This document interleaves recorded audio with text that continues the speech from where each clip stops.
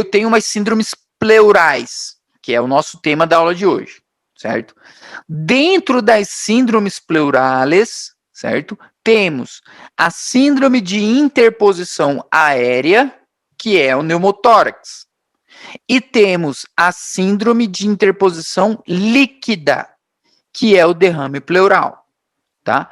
E essas duas síndromes estão dentro das síndromes pleurales, certo? São de acometimento aí, o nome já diz tudo, da pleura pulmonar, tá bom?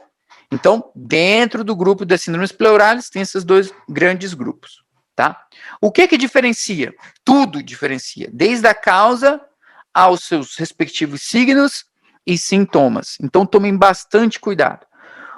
O nosso foco hoje, eu vou passar para vocês hoje, sobre o derrame pleural.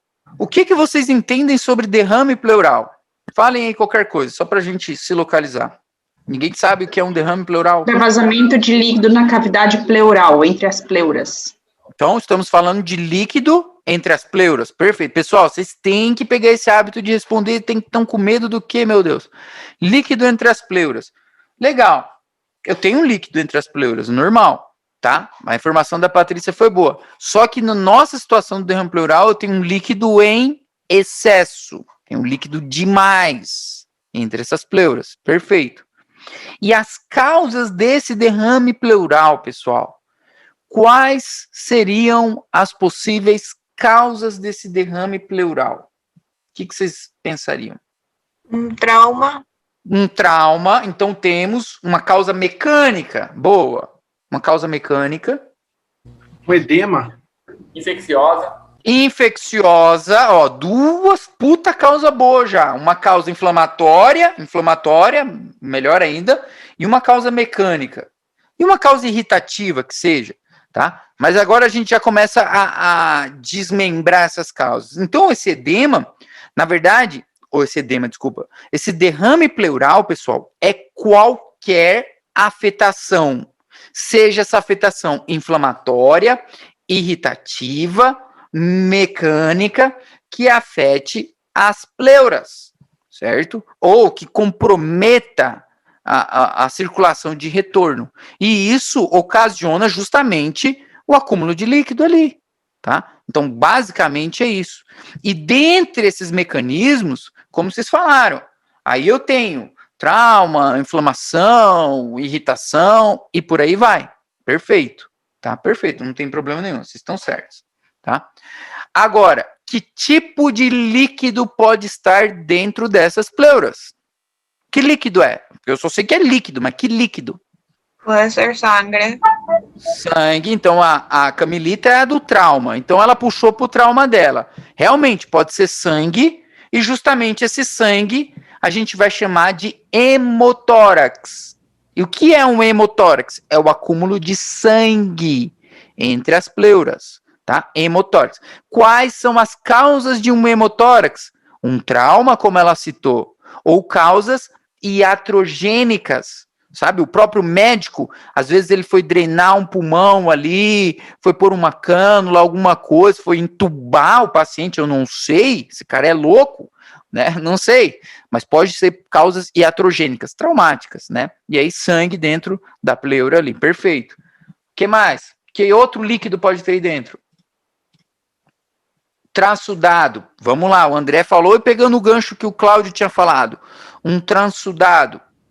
E aí o Cláudio tinha falado, edema tem relação com derrame pleural. Perfeito. O transudado, gente, nessa situação, ele vai ser basicamente baseado naquela fisiopatologia do edema. Então, vai ser causado por um aumento da pressão hidrostática. E aí, por que eu estou falando isso para vocês? Porque vocês têm que saber que patologia que cursa com o aumento da pressão hidrostática? Uma insuficiência cardíaca. Uma insuficiência cardíaca congestiva.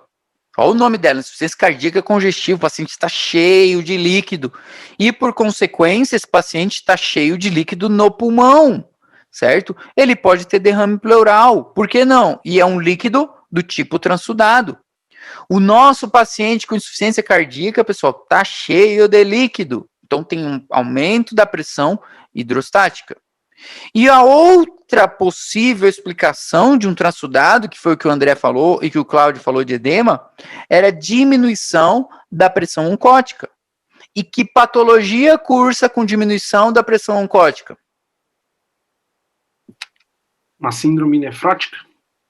Uma síndrome nefrótica, pode ser. Ou uma cirrose. Cirrose, o paciente não fabrica albumina, na nefrótica ele perde albumina, inclusive, então ele começa a ter uma diminuição da pressão oncótica, acumula líquido. Onde? No pulmão, tá aí. Derrame pleural nesse paciente também, tá? Então vamos juntando as informações. Por que eu tô falando isso desse jeito para vocês, gente? Porque não é quadrada a semiologia. Então vem o teu paciente com cirroses e tua cabeça não pode ficar presa no fígado. É algo sistêmico. Então esse paciente pode ter dísnea, por que não? Pode estar com derrame pleural, tá? Aí o André comentou sobre exudado. E o Márcio também falou de causas inflamatórias. Então causas inflamatórias ou infecciosas, que foi o que ele falou, cursa com exudado. Perfeito. Que doença? Pneumonia. Pneumonia. Pronto, vamos jogar no mais fácil. Pneumonia. Então a pneumonia, pessoal, pode causar um derrame pleural. E o líquido que vai estar ali é um exudado. Aí, por exemplo, a Alessandra fala assim, cara, mas pera lá, mano, você tá viajando então. Porque eu estudei pneumonia na síndrome de condensação inflamatória. Então a pneumonia agora está na síndrome pleural? Não pode ser. E pode ser. Por que não? Que é justamente o que a gente chama de derrame paraneumônico. Anotem isso daí. Derrame paraneumônico, tá? Então, é um exudado nas pleuras causado por uma pneumonia, tá? Ou pode ser por uma tuberculose também, tá? Pode ser por uma tuberculose. Então, causas infecciosas de um exudado, por exemplo, pneumonia, como o Márcio falou, ou uma tuberculose, certo? Que outra causa cursa com exudado nessa pleura, gente? Vamos, participem, meninas, cadê vocês? Pessoal, dentro dos critérios de Framingham, bom que o Vitz falou isso, ano passado eu não lembro se eu comentei critérios de Framingham para vocês. Eu comentei, certeza. Dentro dos critérios de Framingham, um dos critérios menores de Framingham, que é critério para insuficiência cardíaca, é derrame pleural, inclusive, tá? Um dos critérios menores de Framingham é derrame pleural. Então, esse paciente com insuficiência cardíaca tem derrame pleural. Só que é um transudado. E exudado é só infecciosa? Ninguém mais? Angel, pode ser um vírus igual da Covid que infecciona o pulmão? Pode causar ou não? Fica dentro das causas infecciosas. Até cursa com essa pneumonia, inclusive, também. Boa. Outra causa, então, já que... Vamos lá. Como que posso ter um... pode falar. Câncer, pode ser? Câncer. Neoplasia, pessoal. A neoplasia causa um derrame pleural do tipo de exudado. Um câncer do quê? De pulmão. Claro, vocês viram anatopato no passado, carcinoma broncógeno ou carcinoma epidermoide, quer invadir a pleura. Se ele invadiu a pleura, derrame pleural ou uma metástase nesse pulmão. Certo? Então, boa colocação dela, perfeito. Um câncer, nunca se esqueçam do câncer. Tá? E outro, pessoal, alguma enfermidade fora do tórax, vocês acham que pode causar um derrame pleural do tipo de exudado? Fora do tórax. Poderia ser um flemon? Mas aí tá no tórax. Um abscesso, flemon, etc. Mas seria no pulmão, fora do tórax. Pensem, fora da casinha.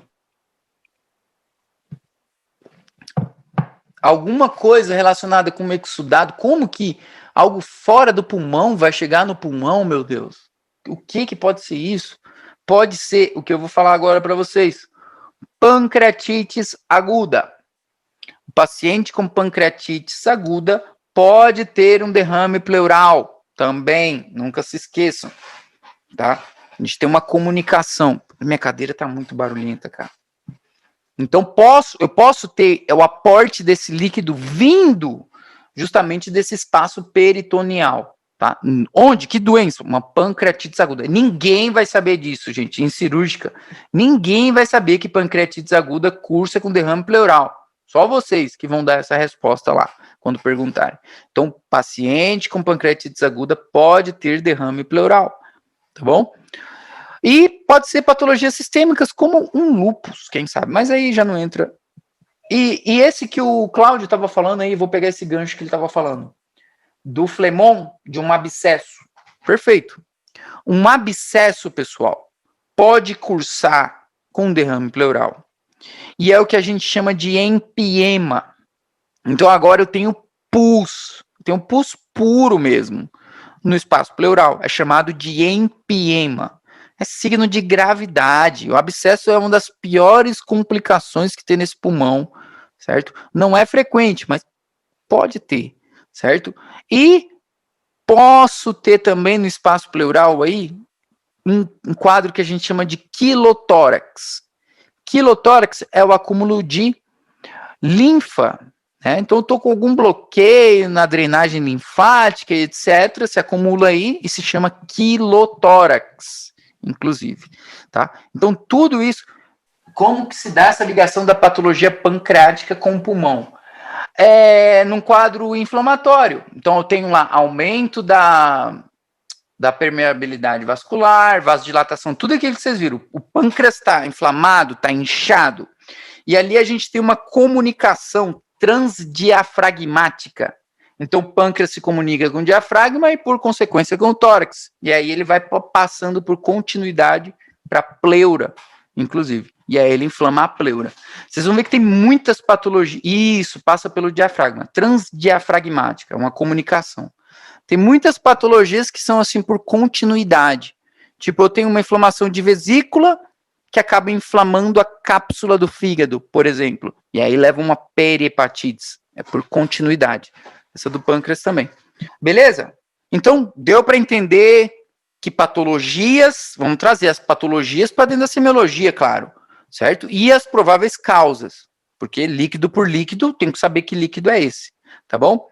Outro dado extremamente importante agora a semiologia real oficial. A quantidade desse líquido, pessoal.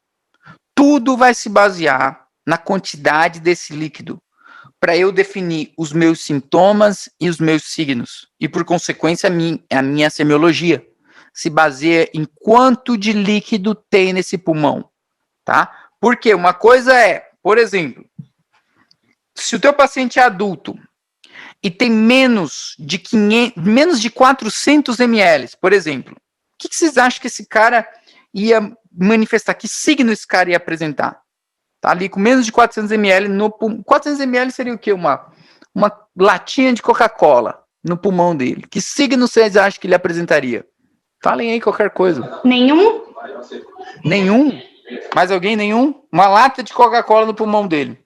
Mais alguém concorda com a Patrícia? Nenhum? Quem cala consente, né? Então, realmente, pessoal, aí, calma, boa. O paciente que tem um derrame pleural ou um acúmulo de líquido que seja menor a 400 ml, certo? Esse derrame não se exterioriza com signo nenhum. Mas aí com menos de 400 ml, certo? Eu não tenho exteriorização ainda, certo? E por que eu estou falando isso para vocês? Porque, mais uma vez, vamos ter 3 situações diferentes. Nós vamos ter um derrame pleural leve, um derrame pleural moderado e um derrame grande ou massivo que seja. Então é importante a gente diferenciar bem os 3. Assim como, lembra a questão lá, por exemplo, que eu falei para vocês da galinha? Então, vibrações vocais abolidas no líquido. Perfeito. Derrame pleural é líquido. Então, se eu perguntasse agora para vocês, como estão as vibrações vocais no derrame pleural? O que vocês falariam? Abolidas do lado afeto, na região inferior. Isso, abolidas do lado afeto ou abolidas na região inferior. Perfeita a colocação do Cláudio. Mas justamente é isso que eles querem que vocês falem. É isso. É que vão com muita sede ao pote. Então tem que tomar cuidado. Por quê? Pera lá. E se o derrame for leve? Vai estar abolida por quê? Não vai estar abolida. vai estar diminuída só. Estão entendendo? Então, sempre que falar de derrame pleural, pessoal, cuidado com isso. Estamos falando de derrame leve, moderado ou severo, doutor? Porque num leve vai estar diminuída. Agora, de moderado para um derrame massivo mesmo, aí eu consideraria abolida, certo? Então, tomem cuidado com isso, tá? Sempre façam essa divisão, tá bom? Quadro clínico. O que esse paciente sente? Vamos ficar só em cima desse slide aqui. Quadro clínico de um derrame pleural. Dísnea. Dísnea.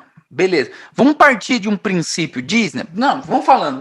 Depois eu organizo. Dísnea. O que mais? Ele não consegue ficar do lado oposto, deitado do lado oposto, afeto do derrame. Mas por que ele não consegue ficar do lado oposto? Por quê? Não consegue ficar do lado oposto, mas por quê? Porque o líquido obstrui, não é mais ainda? Tá, beleza, pode ser. Mas de que grau que a gente tá falando? Leve, moderado ou grande? Não sei, vocês que estão falando. Falem mais. Só a Patrícia Então tá falando. só Disney. É, só eu que tô falando, vou parar. Depende do volume. Depende do volume, perfeito. Então vamos lá. Um derrame pleural, o que o paciente sente? Mesmo que dependa do volume, o que ele sente? Quadro clínico de um derrame pleural. Qual que é o quadro clínico? Dor. Então já temos duas informações. Tem o Disney e tem o dor. Beleza, mas dor o quê? Mas deixa, dor, o que mais? Sente dor. Febre.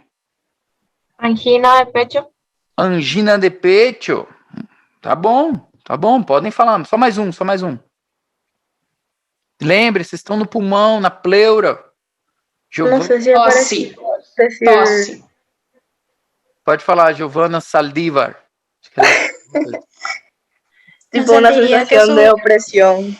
Algo así. Opressão torácica, perfeito. Tosse também. Agora vamos juntar tudo e tentar organizar.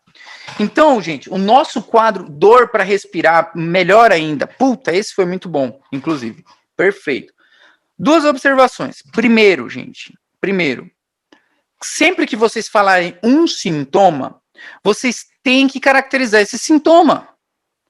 Tosse, que diabos de tosse é essa? Eu sei que eu posso estar falando assim de forma mais forte para vocês, mas é para tentar acordar vocês. Por isso, tanto é que eu estou tomando café. Tosse não serve. Vocês já viram a semiologia da tosse? É uma tosse o quê, Jesus? É tosse úmida, tosse seca, tosse produtiva? É uma tosse que diabos? Estão entendendo? Dor, eu não posso falar dor. Que dor que é, Jesus? Tem uma lista Fredusa inteiro. É dor de pontada? É dor ao tossir? É dor para respirar? Eu preciso melhorar minha informação. É Disney de repouso? É Disney a algum esforço? Que diabos eu tô falando? Tá? Então, a primeira observação é essa. Vamos melhorar os nossos próprios sintomas. Tá? Porque dependendo da tua resposta, é a tua aprovação. Tá? Segundo, o nosso quadro clínico aqui, pessoal, ele se baseia num quadro chamado a princípio, tá? Bem no começo. Vamos chegar de começo para a forma mais grave, certo? Que nem o Gustavo falou, depende do tamanho. Legal, então vamos vindo do começo e ele vai evoluindo. A princípio, é um quadro clínico chamado de pleuresia seca. E que diabos é essa pleuresia seca? Meu Deus do céu. Temos uma dor surda, dolor sordo. E o que era o dolor sordo? Alguém lembra? Da primeira parte. Uma dor difusa. Perfeito. Isso. É uma dor. A dor surda é uma dor tipo assim. Não tem uma localização específica. É uma dor estranha. Uma dor escrota. O cara não consegue falar onde que tá doendo direito. É uma dor sorda. Certo? Então, pleuresia seca, dolor sordo. Depois temos uma respiração superficial. Porque, como a Carol falou, dói para respirar. Então, esse paciente, ele começa a respirar de forma superficial. Ele não faz essa inspiração profunda que a gente está acostumado. Então, dói para respirar, respiração superficial. Depois, ele tosse. E é uma tosse não produtiva, certo? Ou uma tosse seca, como o André melhorou depois, certo? Então, é uma tosse seca, não produtiva, por consequência. E é uma tosse, pessoal, muito molesta. É uma tosse que incomoda o cara. Tipo, o cara, pelo amor de Deus, não aguento mais tossir. certo? Outro detalhe, a Patrícia perguntou, ela não afirmou, ela perguntou, febre? Esse cara tem febre? O que vocês acham? É sim ou não? Só isso. O que vocês acham? Vai ter febre ou não? Ela perguntou. Pode ser. Depende, né? Pode ser. Perfeito, isso. Então não era para ela ter perguntado, era para ter afirmado. Então febre, cursa com febre também. Inclusive, pode ser uma febre alta, dependendo da causa, né? Febre, pode ter uma febre. E ele Mas me tem... diz uma coisa. Ah, Isso é tudo do moderado, por enquanto. a princípio. Tá. Tudo a ¿Cómo princípio. se llamaba este cuadro al comienzo que dijiste? Pleuresia seca. A princípio. Nem falamos de quantidade ainda para diagnosticar se é leve, moderado, severo, mas tipo, os primeiros sintomas, né? A princípio. E o famoso mal-estar geral, né, pessoal? Famoso migué. Mal-estar geral. Então o cara tem um mal-estar também. Pronto. Então já somei vários sintomas. Depois, vamos lá. O derrame foi evoluindo, certo? O derrame vai evoluindo. Então, puxa uma setinha, quem estiver anotando, puxa uma setinha, evolucionou. Então, o que tínhamos como uma dor sorda antes, aquelas dor escrota que o Cláudio falou, mal localizada, agora é a famosa dor punta de costado. É uma dor que ele até te aponta, doutor, me dói aqui, ó, tipo uma pontada. Uma pontada. Às vezes eles falam que dói até no abdômen, inclusive, certo? Até porque, se vocês lembrarem, a respiração do homem era tóraco-abdominal, certo? Eu falo, acho que meu fígado tá doendo. Não é o fígado, é o pulmão do cara, certo? Então, dor punta decostada. Não sei, alguém aqui, se teve Covid, pode ter tido uma dorzinha de punta decostada também, inclusive, tá? Que é da pneumonia. Então, cursam juntas, tá? Dor punta decostada, foi evoluindo. Outro, dísnea. Então a dísnea agora está ficando cada vez mais marcante. Então agora a gente já tem o que se chama de respiração disneica. Naquele primeiro quadro nós tínhamos uma respiração superficial. Agora já é aquela... O cara está sentindo falta de ar já. Por quê? Está enchendo de líquido o pulmão dele. A pleura, né? Tá fazendo até um colapso pulmonar, inclusive por compressão, talvez, certo? Então ele tem dísnea. E tem a tosse persistente ainda. Continua piorando e persistindo aquela tosse, certo? Tudo isso é quadro clínico do nosso paciente. Depois, vamos evoluir mais, vamos piorar o cara, vamos terminar de matar o paciente, né? Depois, como... Angel, Oi, pode falar. en este caso ya salió de la pleuresía seca. Dejó ya de ser ese cuadro. Já evoluiu. Pleurosia seca é tipo o estágio inicialzinho, aquele que a gente falou. Uma dor surda, uma respiração superficial, o começo da tosse. Aí evoluiu para essa dor de pontada, para essa dísnea mais marcante, né? Uma respiração mais disneica. A tosse continua e piora cada vez mais. E... Wendy, Oi, pode falar. essa pleurosia seca seria a leve. Seria o início, seria o início, tá? Tá. E aí, quando evoluciona a tosse persistente, ela vai ser sempre seca ou ela pode ser de alguma Seca. Sempre seca. Seca, tosse seca. É irritação da pleura, né? Irritação dos centros ali da tosse também. Uma tosse seca e persistente. Quando for uma tosse produtiva, pessoal, vai depender do nosso tipo de líquido. Aí, claro, se a gente estiver falando de um paciente que está com câncer de pulmão ou com o derrame paraneumônico que a gente falou lá atrás, então ele vai ter uma tosse com expectoração errumbrosa, que é da pneumonia, certo? Então depende da situação. Estou pegando o apanhado do derrame em si para vocês. E aí, se o teu paciente evoluir para pior, de vez agora, ele já manifesta, agora ferrou de vez, com uma dísnea, certo? Dísnea intensa, aquela dísnea assim, o cara tá em repouso, com falta de ar, precisa de oxigênio, e não tem jeito, não entra ar nesse pulmão mais. Cianoses, ele pode ter cianose, o cara tá azulado já. E aí é complicada a situação. Signo de gravidade. Então, gente, aqui seguindo o Argente, olha lá, o Argente traz causas de derrame pleural, traçudados, olha o tanto de causas de traçudado. E exudado, então, nem se fala, tá? Tem um monte de causas de derrame pleural. tá? Então, depois se organizem, eu acho que a gente fez até de forma até mais organizada do que o Argente, tá? A fisiopatologia em si, lembrem, tá baseada ali em cima da fisiopatologia do edema, tá? Ou é aumento da pressão hidrostática, a situação lá que a gente falou da insuficiência cardíaca congestiva, diminuição da oncótica, situação da cirrose, síndrome nefrótica, uma obstrução linfática, quem sabe, certo? Ou alguma obstrução relacionada com a síndrome da vena cava, alguma coisa do tipo, pode cursar com derrame pleural. Inflamação, causa de edema e causa de derrame pleural também, certo? Então, essas são as nossas causas. Tem toda essa participação, tá? Não se esqueçam que tem patologias abdominais que causam com derrame pleural, cursam com derrame pleural, como a pancreatite aguda, tá? Então, pessoas sanas, 20 ml.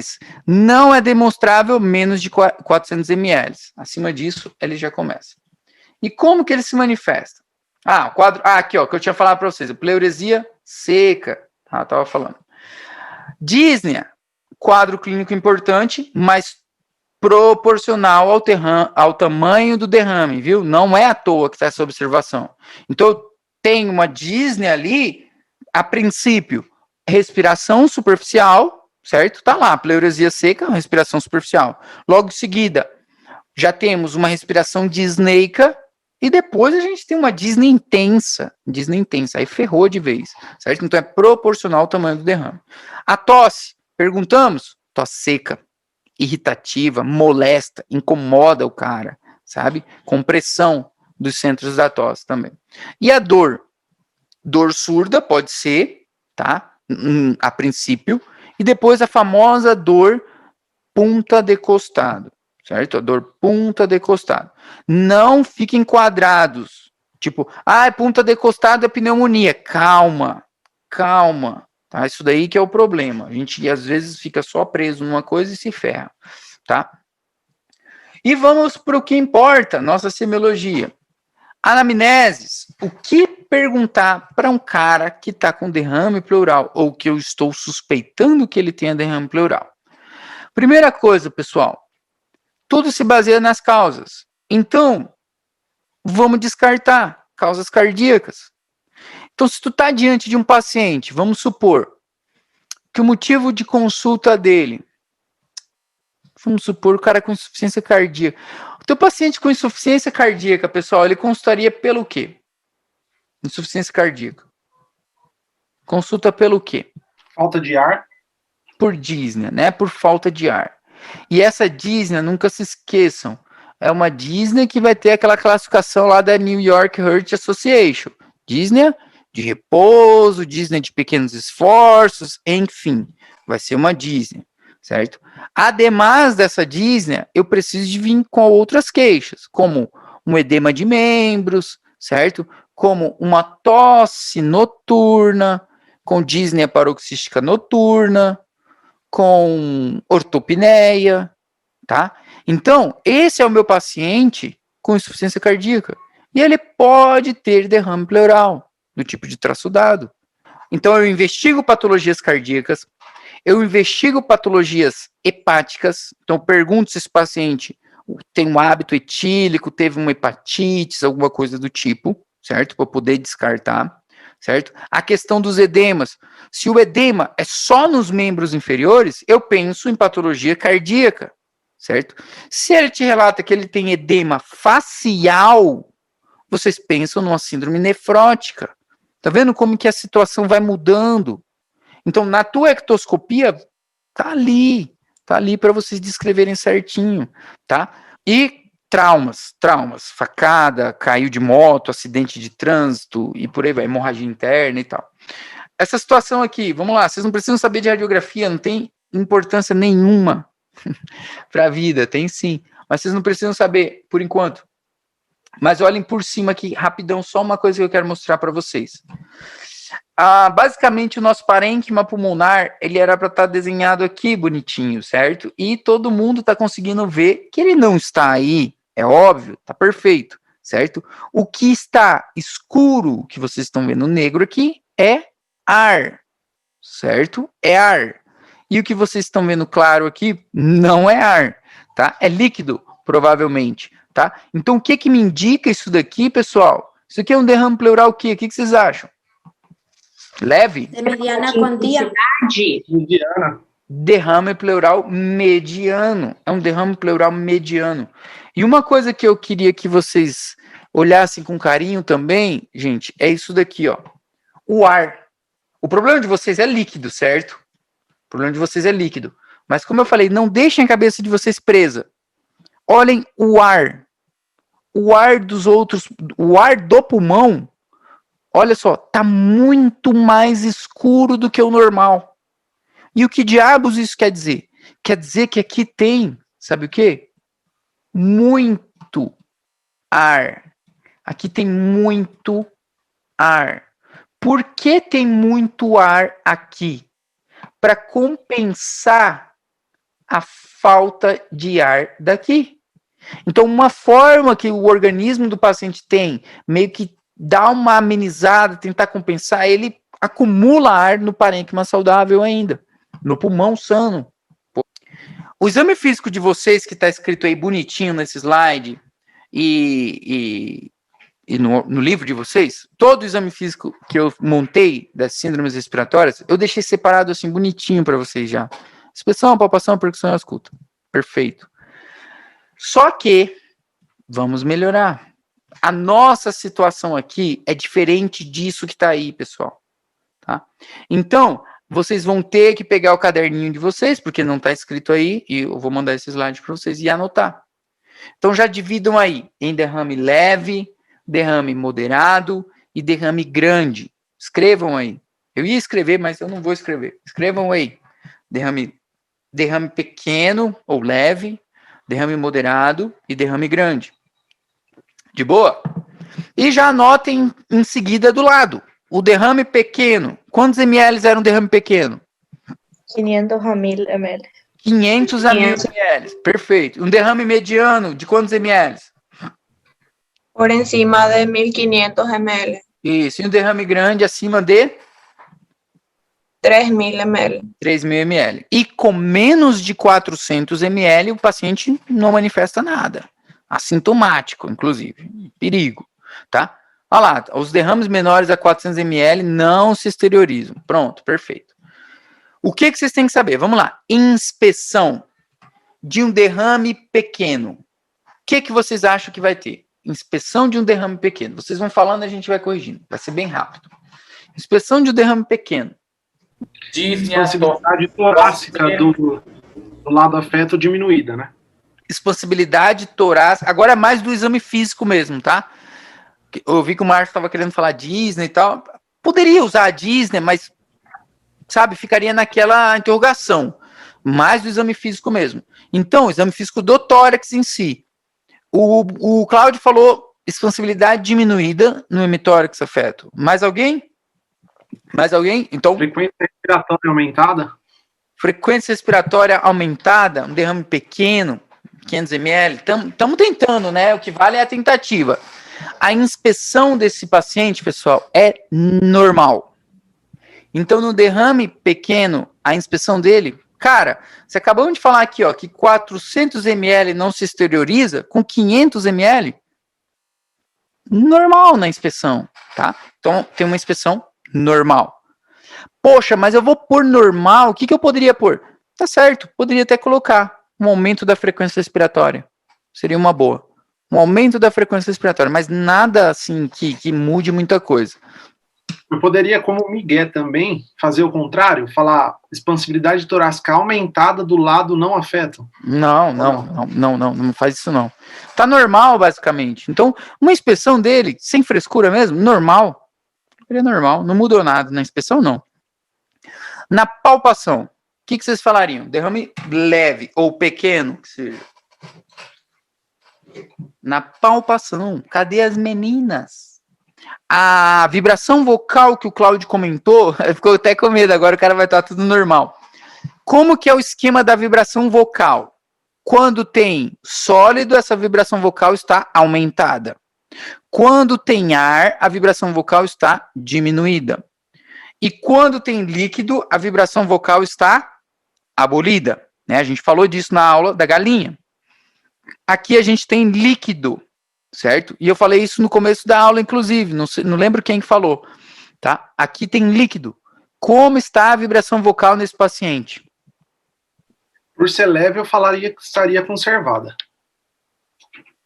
Por ser Conservado. leve. Por ser leve, ela vai estar conservada, vai estar, acho que normal, né? Vamos por normal e tudo. Vai estar diminuída. Diminuída? Não chega a estar abolida, mas vai estar diminuída. Diminuída onde? Nas bases. Então, nas bases pulmonares, porque o líquido acumula nas bases, né? Devido à gravidade. Então, nas bases pulmonares do 33 ali, ó, eu já tenho uma vibração vocal diminuída. Então, nem sempre o derrame pleural cursa com vibração vocal abolida.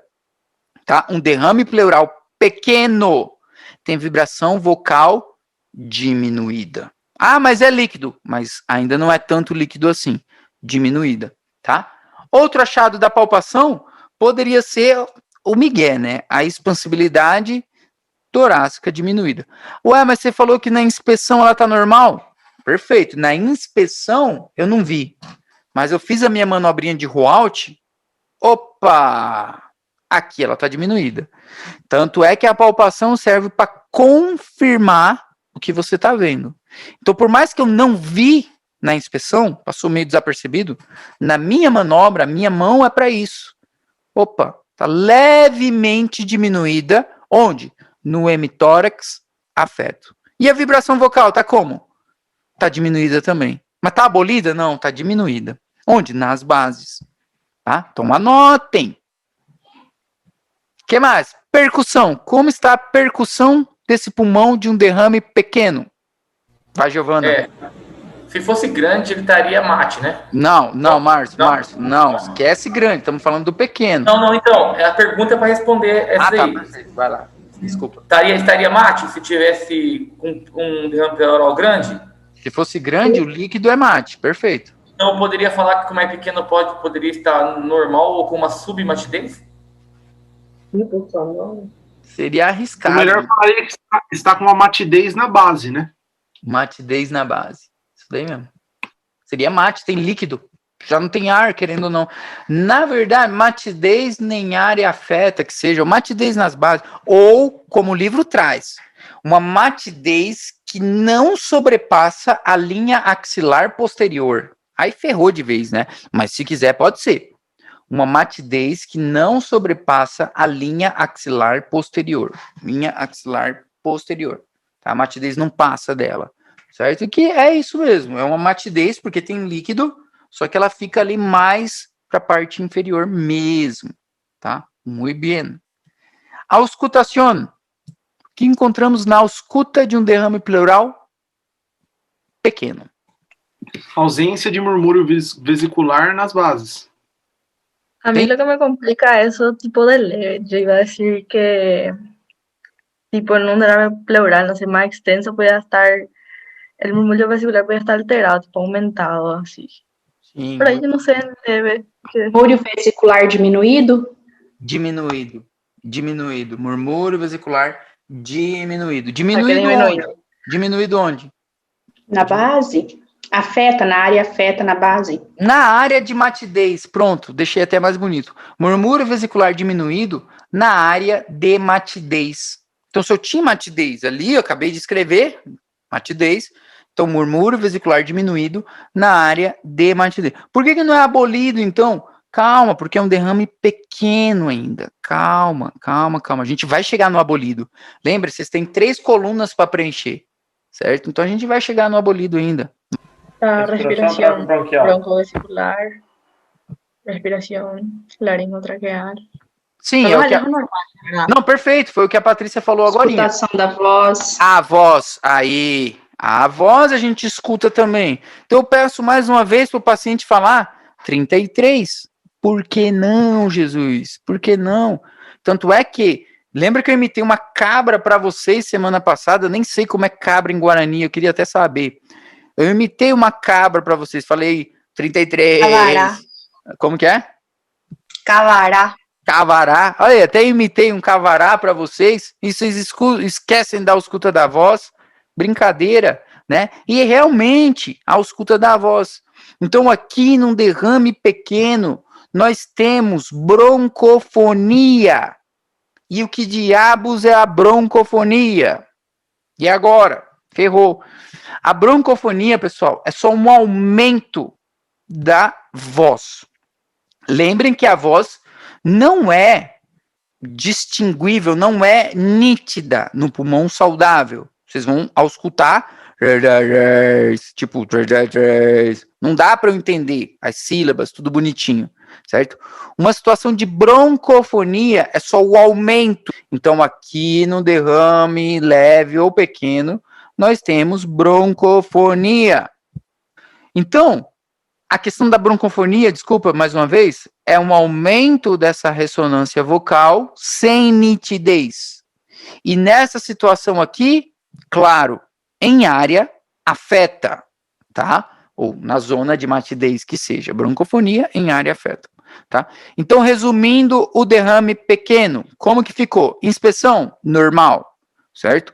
Palpação, eu tenho expansibilidade diminuída, eu tenho vibração vocal diminuída nas bases, principalmente. Percussão, matidez, onde? Na área afeta, ou que não sobrepassa a linha axilar posterior, tá bom? E na ausculta, nós temos murmúrio vesicular diminuído e broncofonia. Tá? Esse é o nosso derrame pequeno. Primeira coisa da moderada é a quantidade da moderada. Acima de 1.500 ml, ou mediano derrame, inclusive. Mesmo esquema, pessoal, mesmo esquema. Inspeção de um derrame mediano. O que vamos encontrar? Vai, inspeção. Vocês não gastaram, agora é a hora de usar. Frequência respiratória aumentada, agora eu poderia pôr, né? O quê? Expansibilidade Frequência torácica? respiratória. Frequência respiratória aumentada, que a gente não pôde colocar na outra, né? Tá bom, pode pôr, não tem problema. Perfeito, pode ser. Mas a nível do tórax em si, o que dá para pôr? Na inspeção. A expansibilidade torácica O quê? Expansibilidade torácica, o quê? diminuída Diminuída onde? na área afeta. No hemitórax afeto. Eu tô fazendo isso de propósito com vocês, pessoal. Não fiquem bravas ou bravos. É de propósito, porque tá incompleta. Expansibilidade diminuída, expansibilidade o quê? Diminuída? Onde? Sabe? Vamos melhorando. Perfeito. Expansibilidade diminuída. Agora sim, com certeza está diminuída, certo? E anotem esse daqui. Agora, a gente tem o que se chama de abovedamento. O que é um abovedamento? É o espaço intercostal ali, ele começa a dar tipo uma estufada. Em português seria uma estufada, um abovedamento. É algo que começa a estufar, certo? Porque tem líquido ali, tá? E é justamente um discreto abovedamento, tá? Porque o abovedamento fudido mesmo, desculpa o palavrão, vai ficar por grande, tá? Então aqui eu tenho uma expansibilidade diminuída realmente no hemitórax afeto e um discreto abovedamento. Se eu quiser já pôr, já coloco, tá? Perfeito. Na palpação de um derrame mediano. Falem. Vibração abolida nas bases do lado afeto, do hemitórax afeto. Vibração vocal abolida. Mais alguém? Mas seria abolido ainda, Angel? No grande que não seria abolido? Poderia ser afetado? Não, né? Também não fica bom essa palavra, né? Perfeita a resposta do Cláudio. Abolida. Agora já está abolida. Lembre, agora já é... Cara, teu paciente tem menos de 3 litros de líquido aí dentro. Tem 2,5 litros de líquido. Então já é abolida. Né? Já é abolida, isso mesmo. Então, realmente, agora a vibração vocal realmente está abolida. Na área afeta, no hemitórax afeto e etc. Muy bien. E expansibilidade diminuída, como a Anne Ellen está falando, realmente, se eu vi que a expansibilidade está diminuída, aí eu coloco assim, expansibilidade diminuída comprovada a la palpación del hemitórax afeto. Então, eu comprovei, eu vi que está diminuído e eu comprovei com a minha palpação. Perfeito, melhor ainda. E eu pergunto para vocês sobre a vibração vocal que o Cláudio falou que está abolida. essa vibração vocal aí, que está abolida, poderia estar aumentada em alguma situação? Na verdade, ela vai estar aumentada, mas na região onde não tem líquido, né? Na região superior. Isso. Na verdade, não assim, quando fala região superior, parece que tipo aqui no ápice pulmonar vai estar, né? Mas não. Logo acima do derrame. Então, logo acima do derrame vai ter uma vibração vocal um pouco aumentada, certo? Principalmente se ainda tiver alguma consolidação ou alguma coisa do tipo, tá? Então, logo acima do derrame pode estar aumentada, mas não se complique. Deixa abolida mesmo e deixa abolida, tá? Depois, percussão. Agora que vem o problema. Percussão de um derrame mediano. O que vocês falariam? Percussão. Matidez. Puedo repetir, Matías. Posso repetir matidez? Vamos repetir. Matidez tem líquido. Hipersonoridade acima da linha Que do linha? líquido. Linha do líquido. Vamos acima do nível do líquido. Tá, perfeito. As outras pessoas eu espero que estejam acompanhando todo mundo. Poliane, Tainara. Eu sei que é difícil querer falar, né? Porque a gente tem vergonha às vezes, mas acompanhem, pessoal.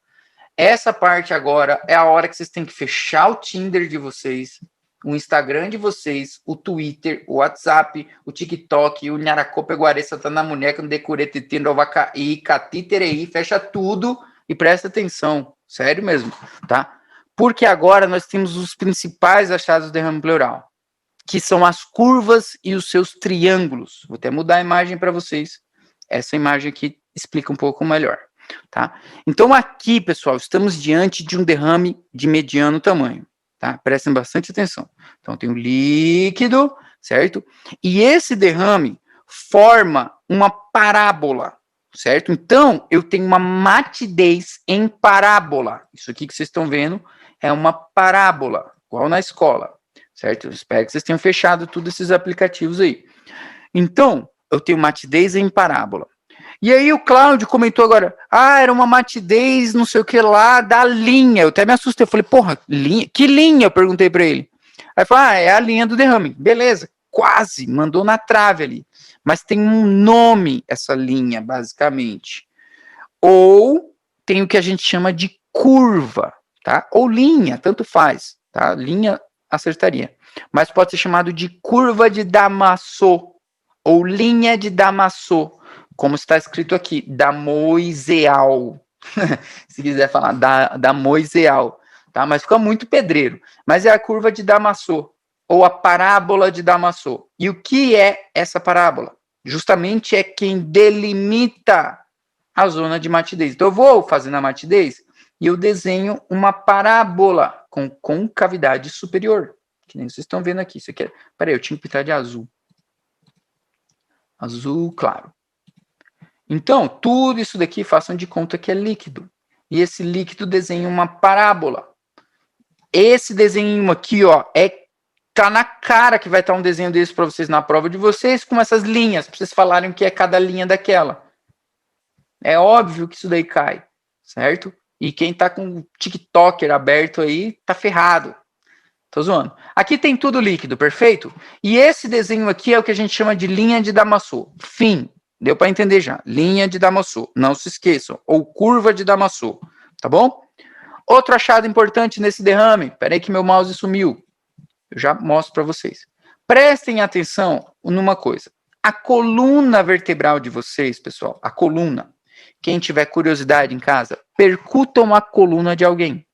E a coluna, ela é sonora, por incrível que pareça, certo?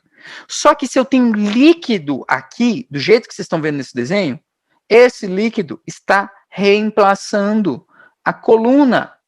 Então, num derrame mediano, como vocês acham que está a coluna vertebral? Falem. Como que está a matidez da coluna vertebral? Como que está a percussão da coluna vertebral? Mate. Tá mate. Desculpa, dei a resposta sem querer. Então a coluna vai estar mate, pessoal. Porque tem líquido aqui na frente dela. Então, é um achado importante desse derrame pleural, a matidez de coluna, tá? E vamos lá para o nosso próximo triângulo. Prestem atenção nesse triângulozinho bem aqui, ó, que eu vou pintar de verde. Tá vendo um triângulozinho aqui? Certo? Não é à toa que isso aqui é um triângulo, tá? Esse triângulozinho bem aqui é o que a gente chama de triângulo de Groco. Aqui, ó, triângulo de Groco. E o que diabos é esse triângulo de Groco? É o seguinte, pessoal. O outro hemitórax, esse hemitórax aqui, o hemitórax sano, não tem nada a ver com esse líquido, certo? Só que olha o que acontece. O líquido desse pulmão, da curva de Damasceno, sobrepassou para o hemitórax oposto. E que som vocês acham que tem o triângulo de Groco? Falem aí agora, que eu não vou dar a resposta. Qual que é a percussão do triângulo de Groco? Matidez. Ô, Angel, Matidez. mas aí ele tem contato, ele entra, não, né? Ele só tem um contato, seria isso? De Groco? Eu não entendi o que ele faz com o outro lado, o outro hemitórax. Com o outro hemitórax, o líquido vai se expandindo, esse líquido está dentro da pleura, ele está se expandindo. E à medida que ele vai acumulando, ele vai se expandindo e vai se interpondo ao hemitórax sano. Esse mediastino aqui, pessoal, ele vai ser todo desplaçado. Ele vai ser todo empurrado. Vocês vão ver já já, tá? Então, o triângulo de Groco, ele é o seguinte, ele é uma zona de matidez, certo? No hemitórax oposto ao hemitórax afeto. Logo ao lado da coluna vertebral. Tá aqui, ó. Triângulo de Groco. Isso aqui, certeza que é importante vocês saberem. Fecha o Xvideo aí, eu tô falando sério. Triângulo de Groco. Tá? Quer ver? Oi, pode falar. Mas essa coluna já não é mate por natureza? Sim, senhor. Então, ó como que a observação do vídeo foi boa. A coluna já é mate, só que o triângulo de Groco é o seguinte, sobrepassou a coluna. Passei da coluna. A coluna mate, beleza, é um machado, legal. Se passar da coluna, temos o triângulo de Groco. Passei um pouquinho da coluna para o outro lado. Triângulo de Groco. É uma matidez, tá? Outro achado importante, tá? Então, 2 achados já, 3 achados já. A curva de Damasceno, a matidez de coluna e o triângulo de Groco. Próximo triângulo que temos, triângulo de Garland. Vocês estão vendo aqui o triângulo de Garland. Calma aí. Vou achar uma cor para pintar ele para vocês. Não, azul não, porque ele lá não tem líquido. Aqui, triângulo de Garland. Estão vendo o triângulozinho aqui, ó, verdinho? Triângulo de Garland. O triângulo de Garland é o seguinte, vamos raciocinar juntos para entender ele. No começo da aula eu falei para vocês que aqui era mate, certo? E até a gente viu numa radiografia agorinha. Que aqui eu tinha uma puta matidez porque tinha líquido. Vamos pôr M de matidez. E na área sana, aqui, o que a gente tinha? Acima de vez do pulmão, o que a gente tinha aqui? Hipersonoridade. Hipersonoridade. Muito bem, Giovana. Hipersonoridade. Então, pensa só, ou que seja uma sonoridade, que seja... Peraí, vamos melhorar. Resposta da Giovana. Hipersonoridade e uma sonoridade. Pronto, beleza. Foi de forma gradual. Então, o que representa o triângulo de Garland? O triângulo de Garland, pessoal, representa tipo uma transição. Eu acho que o Márcio perguntou isso também no começo da aula. Então, é tipo uma transição dessa matidez aqui para essa sonoridade. Então, no triângulo de Garland, temos submatidez. Então, temos a submatidez do triângulo de Garland. Submatidez. Certo? Então, voltando lá, deixa eu ver se eu escrevi isso. Eu certeza que eu escrevi. Triângulo de Garland. Submatidez, limite superior de uma zona triangular. Bem aqui, ó, submatidez, triângulo de Garland. Então, voltando tudo de novo, temos linha de Damasceno, muito importante, a parábola de Damasceno, matidez de coluna, triângulo de Groco, triângulo de Garland. Todos eles são achados diferentes. Tudo é achado diferente. Ó, nesse desenho que é o desenho que costuma cair em prova, tá lá, ó. Passou para o lado de lá da coluna, triângulo de Groco. Aqui, logo acima do derrame, Garland. E famosa curva de Damascus, certo? São achados. Outro achado. Agora é a hora de fechar o WhatsApp. Esse aqui, ó, zona 4 aqui, é o que a gente chama de escodismo, ou zona de Escoda. O que eu tenho na zona de Escoda, pessoal? Nós temos hipersonoridade, certo? Então, logo acima do derrame, nós temos uma hipersonoridade, que é uma zona chamada de zona de Escoda. Pode ser escrito Escoda normal mesmo, não precisa ser assim, tá? Com SK, não. Pode ser assim, ó, escodismo, tá?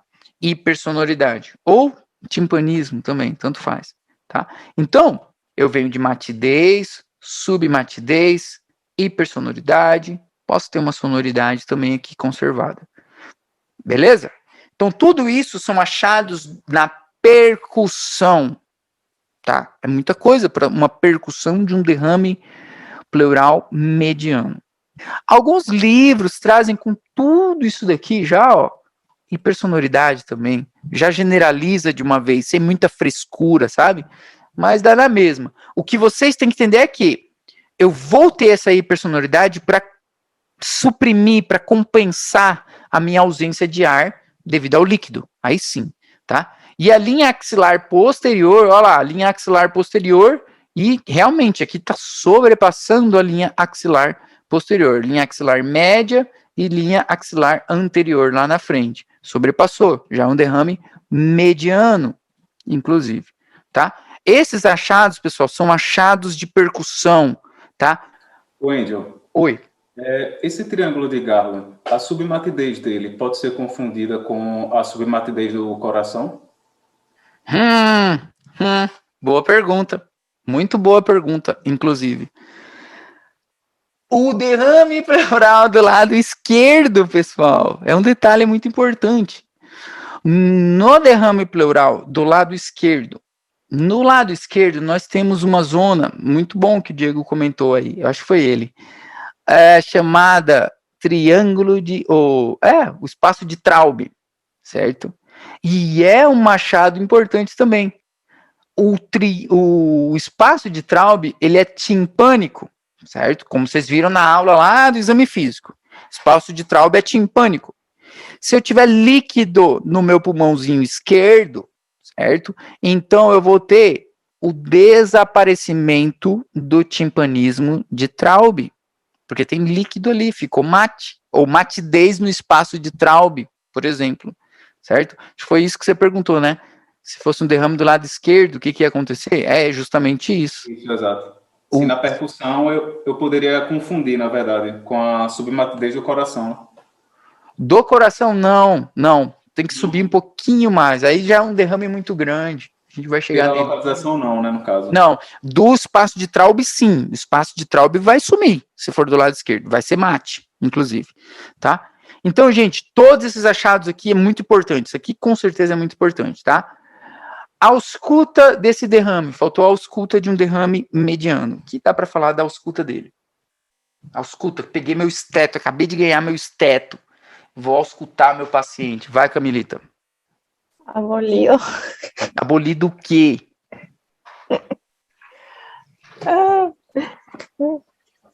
Abolido no hemitórax afecto. Mas o que está abolido? O que está abolido? Pulmão. Murmúrio vesicular.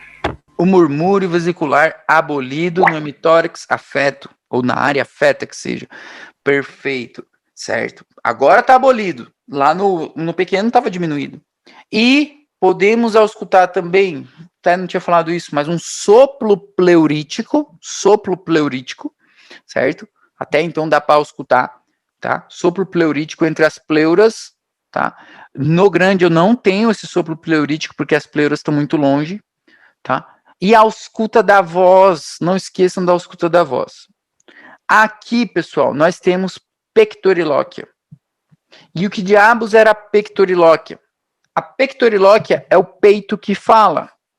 Então é o paciente que vai falar o 33 realmente, e o sano eu escutaria 33 sem nitidez.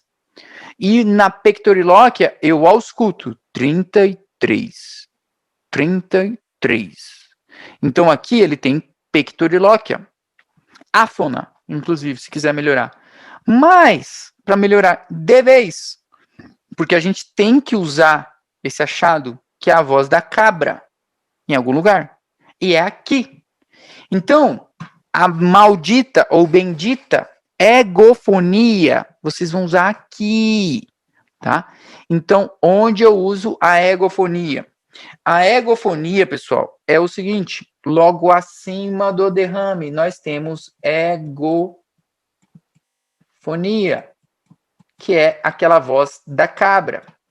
Egofonia, deixa só assim, que é o 33, que é eu pedir para o paciente falar e ele vai falar egofonia, tá? Então, onde encontramos egofonia?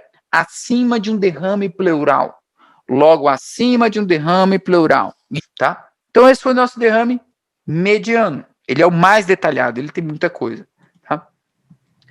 Mas tá tudo escrito para vocês aqui. Olha lá o que o Diego tinha comentado, o espaço de Traube pode desaparecer. E o derrame grande agora, vamos lá, derrame grande, todo mundo estava ansioso para falar dele. Inspeção de um derrame grande, o que a gente fala? Eu acho que a expansividade torácica já vai ser visual aí, né? Não vai precisar nem fazer manobra. Então, expansibilidade torácica aumentada do lado não afeta. Puta, o Cláudio gosta de ir pro lado contrário, cara.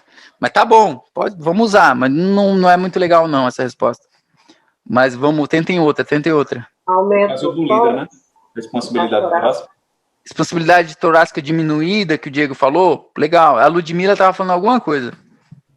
Aumento da caixa torácica. Aumento da caixa torácica, explica um pouquinho melhor isso pra gente aí. Coxilhas horizontalizadas? Peraí, Isadora, vai Isadora.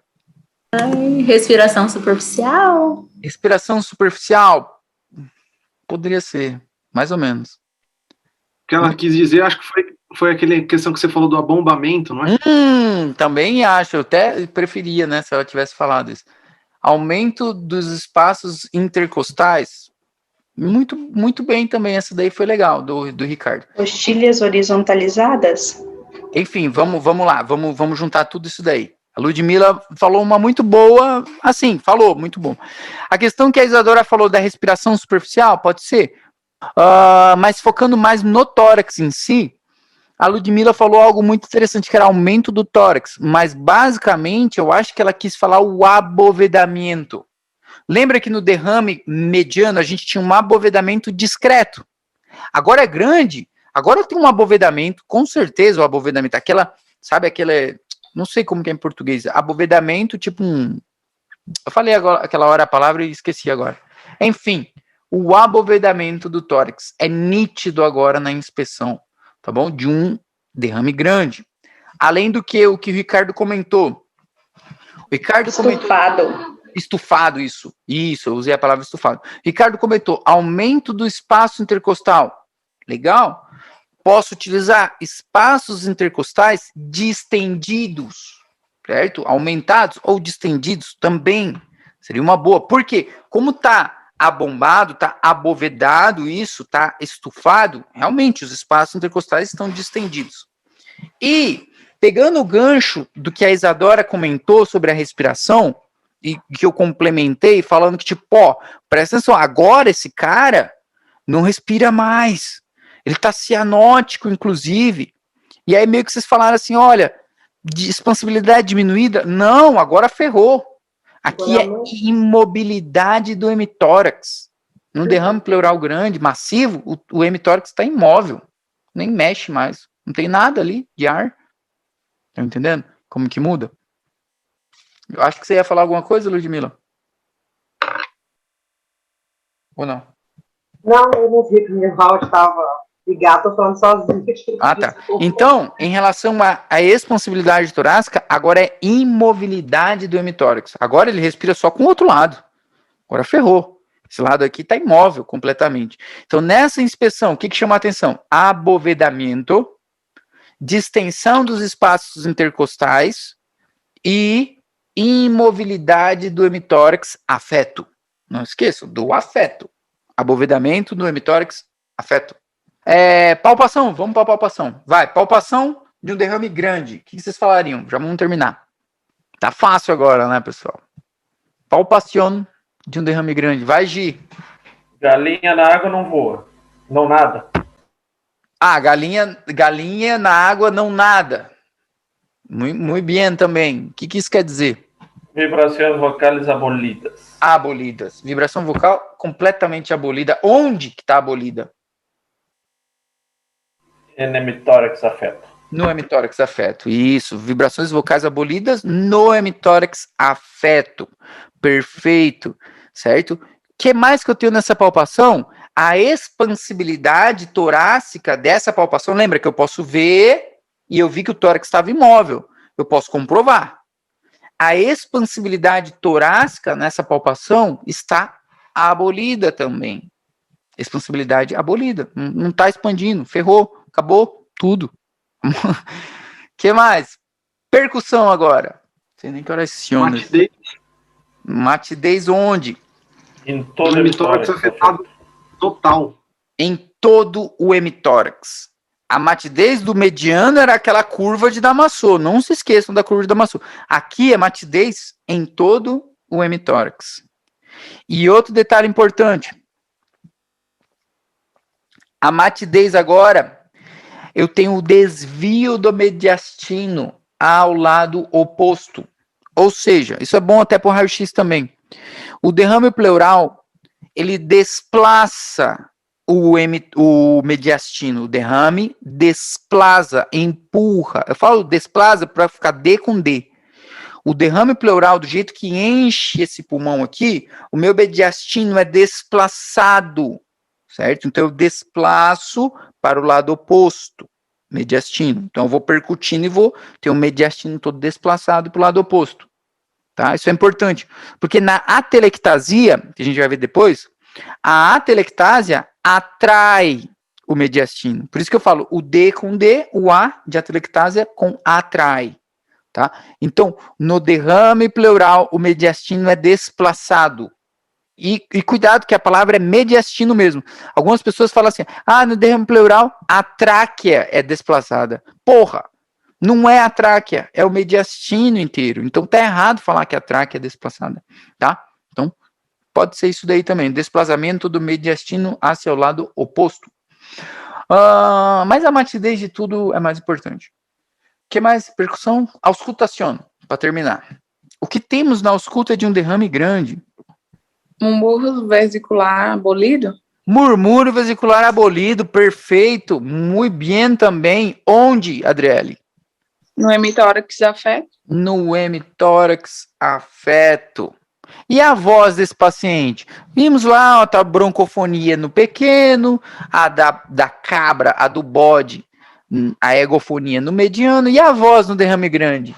Alguém se arrisca a falar como seria a voz no derrame grande? Se não, realmente é porque não tem. A ausculta da voz abolida, ferrou. Tudo está abolido no grande. Então, a ausculta da voz abolida, vibração vocal abolida, murmúrio vesicular abolido, expansibilidade abolida, certo? Imóvel, tá? Então, o grande aí é problema, tá bom? Pegaram, pessoal? Deixa eu ver o que falta. O que mais que tem aqui? Peraí. Os triângulos, né? A galinha, o esqueminha da galinha, de novo para vocês. Então, gente, isso aqui não precisa. Isso aqui são os critérios para avaliação do líquido pleural, critérios de Light.